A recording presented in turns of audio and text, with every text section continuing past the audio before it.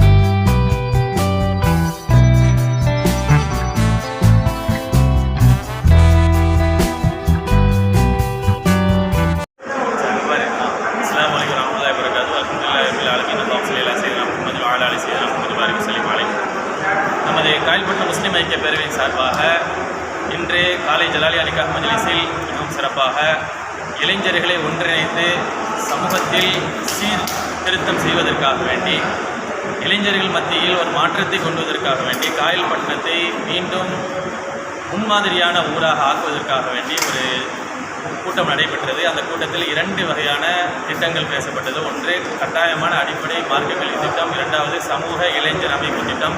இந்த 2 திட்டத்தை பற்றியும் மிகவும் அருமையாக விளக்கப்பட்டது. ஜமாத்தார்கள், செயற்குழு உறுப்பினர்கள் மற்றும் பொதுக்குழு உறுப்பினர்கள் மற்றும் காயல்பட்டினத்தின் இளைஞர்கள் அநேகமானவர்கள் கலந்து கொண்டார்கள்.